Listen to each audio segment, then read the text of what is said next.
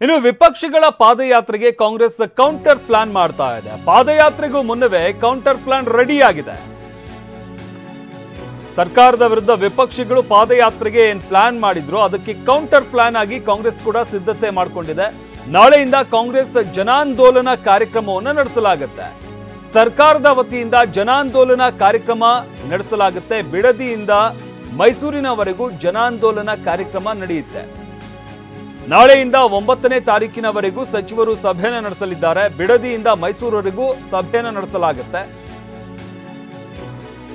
ನಾಳೆಯಿಂದ 9ನೇ ತಾರೀಕಿನವರೆಗೂ ಸಚಿವರು ಸಭೆಯನ್ನು ನಡೆಸಲಿದ್ದಾರೆ. ನಾಳೆ ಬಿಡದಿಯಲ್ಲಿ 11 ಗಂಟೆಗೆ ಸಭೆ ಕರೆದಿರುವಂತಹ ಡಿಸಿಎಂ. ಶನಿವಾರ ಆರಂಭವಾಗಲಿದೆ ಬಿಜೆಪಿ ಜೆಡಿಎಸ್ ಪಾದಯಾತ್ರೆ. ಶನಿವಾರ ಆರಂಭವಾಗುತ್ತೆ. ಆದರೆ ನಾಳೆಯಿಂದಲೇ ಜನಾಂದೋಲನ ಸಭೆಯನ್ನು ನಡೆಸಲಾಗುತ್ತೆ. ಪಾದಯಾತ್ರೆ ಆರಂಭಕ್ಕೂ ಮುನ್ನ ಕಾಂಗ್ರೆಸ್ ಸಭೆ ನಡೆಸ್ತಾ ಇದೆ. ಬಿಜೆಪಿ ಪಾದಯಾತ್ರೆ ಮುಗಿಯುವವರೆಗೂ ಸರಣಿ ಸಭೆಗಳನ್ನು ನಡೆಸಲಾಗುತ್ತೆ.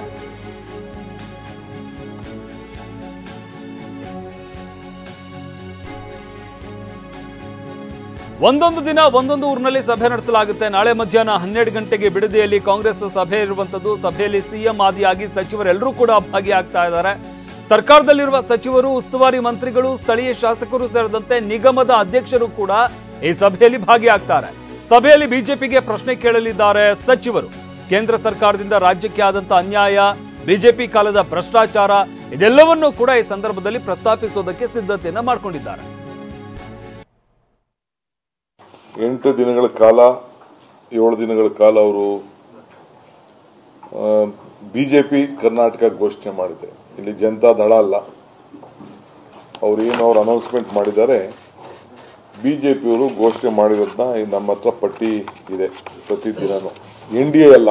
ಸ್ವಾಭಾವಿಕವಾಗಿ ಇದು ಜನತಾ ದಳದ ಏರಿಯಲ್ಲಿ ಬಿಜೆಪಿಯವರು ಅಕ್ರಮ ಮಾಡಲಿಕ್ಕೆ ಪ್ರಯತ್ನ ಮಾಡ್ತಾ ಇದ್ರು. ಅದನ್ನ ಅವರು ಪ್ರತಿಭಟನೆ ಮಾಡ್ತಾ ಇರ್ಬೋದು, ಅವರು ಅದಕ್ಕೆ ಅವಕಾಶ ಕೊಡದಿರ್ಬೋದು. ಯಾಕಂದ್ರೆ ಅವ್ರ ಪಕ್ಷನ ಉಳ್ಕೊಳ್ಬೇಕಲ್ಲ ಅಂತೇಳಿ ನಾನು ಲೆಕ್ಕಾಚಾರ ಹಾಕೊಂಡಿದ್ದೆ. ಈಗ ಅವ್ರು ಒಪ್ಕೊಂಡು ಈಗ ಇಬ್ರು ಮಾಡ್ತಾ ಇದೀವಿ ಅಂತೇಳಿ ಅವರು ಘೋಷಣೆ ಮಾಡಿದ್ದಾರೆ. ನಮ್ದೇನು ಅಭ್ಯಂತರ ಇಲ್ಲ, ನಮ್ದು ಸ್ವಾಗತ. ನಾವು ಅವ್ರು ಎಲ್ಲೆಲ್ಲಿ ಅವ್ರ ಹೆಜ್ಜೆ ಆಗ್ತಾ ಇದ್ದಾರೋ ಆ ಕೇಂದ್ರ ಸ್ಥಳಗಳಲ್ಲಿ ನಮ್ಮ ನಾಯಕರುಗಳು, ಕರ್ನಾಟಕ ರಾಜ್ಯದ ಎಲ್ಲ ಮಂತ್ರಿಗಳು ಕೂಡ ಈ ಒಂದು ಸಭೆಗಳಲ್ಲಿ ಮುಖ್ಯಮಂತ್ರಿಗೆ ಆದಿಯಾಗಿ ಭಾಗವಹಿಸುವಂತ ಒಂದು ಪ್ರಯತ್ನವನ್ನ ಮಾಡ್ತಾರೆ. ಇದಲ್ಲದೆ ಎಲ್ಲ ಶಾಸಕರು ಕೂಡ ಭಾಗವಹಿಸಬೇಕು ಈ ಕಾರ್ಯಕ್ರಮದಲ್ಲಿ ಅಂತ ಹೇಳಿ ನಾವು ಸೂಚನೆಯನ್ನ ಕೊಡ್ತೇವೆ. ಆದ್ರಿಂದ ನಾವು ನಾಳಿದ್ದು ಅವರು ಕಾರ್ಯಕ್ರಮ ಇಟ್ಕೊಂಡಿದ್ದಾರೆ. ಅದಕ್ಕೆ ನಾಳೆ ಬಿಡದಿಲಿ ನಾವು ಒಂದು ಸಭೆ ಮಾಡಿ ಮಧ್ಯಾಹ್ನ 11 ಗಂಟೆಗೆ ಒಂದು ಸಭೆಯನ್ನ ಇಟ್ಕೊಂಡು ಆ ಸಭೆಯಲ್ಲಿ ಅವರಿಗೆ ಒಂದು ಕೆಲವು ಪ್ರಶ್ನೆಗಳನ್ನ ಹಾಕುವಂತ ಕೆಲಸವನ್ನ ನಾವು ಮಾಡ್ತೇವೆ. ಬಿಜೆಪಿಯ ಅವಧಿಯಲ್ಲಿ ಕರ್ನಾಟಕ ರಾಜ್ಯದಲ್ಲಿ ಏನೇನು ಹಗರಣಗಳ ಅವರು ನಡೆಸಿದ್ದಾರೆ, ಏನೇನು ತನಿಖೆಗಳು ಆಗ್ತಾ ಇದೆ, ಅವಕ್ಕೆಲ್ಲ ಅವರ ಕಾಲದಲ್ಲಿ ಏನು ಮಾಡಿದ್ದಾರೆ ಅದನ್ನ ಸಾರ್ವಜನಿಕರು ಕೂಡ ನಾವು ತಿಳಿಸಬೇಕಾದ್ದು ನಮ್ಮ ಕರ್ತವ್ಯ.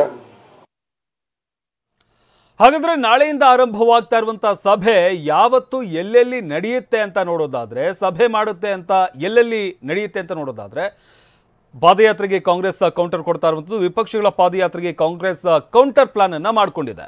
ಪಾದಯಾತ್ರೆ ಮುಗಿಯುವವರೆಗೂ ಕಾಂಗ್ರೆಸ್ ಸರಣಿ ಸಭೆಗಳನ್ನ ನಡೆಸುತ್ತೆ. ಬಿಜೆಪಿ ಜೆಡಿಎಸ್ ನಡೆಸುವಂತ ಪಾದಯಾತ್ರೆ ಏನಿದೆ ಅದು ಮುಗಿಯೋವರೆಗೂ ಸಭೆ ಇರುತ್ತೆ. ಒಂದೊಂದು ದಿನ ಒಂದೊಂದು ಊರಿನಲ್ಲಿ ಸಭೆಯನ್ನು ನಡೆಸೋದಕ್ಕೆ ತಯಾರಿಯನ್ನ ಮಾಡಿಕೊಂಡಿದೆ ಕಾಂಗ್ರೆಸ್.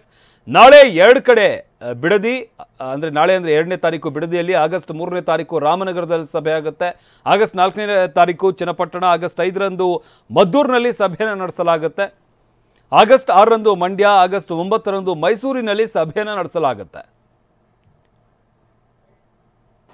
ಮೊದಲನೇದು 2ನೇ ತಾರೀಕು ನಾವು ಬಿಡದಿಯಲ್ಲಿ ಕಾರ್ಯಕ್ರಮವನ್ನು ಹಮ್ಮಿಕೊಂಡಿದ್ದೇವೆ, ಬಹಿರಂಗ ಸಭೆಯನ್ನ. 3ನೇ ತಾರೀಕು ರಾಮನಗರದಲ್ಲಿ ಸಭೆಯನ್ನ ಇಟ್ಕೊಂಡಿದ್ದೇವೆ. 4ನೇ ತಾರೀಕು ಚನ್ನಪಟ್ಟಣದಲ್ಲಿ ಸಭೆಯನ್ನ ಇಟ್ಕೊಂಡಿದ್ದೇವೆ.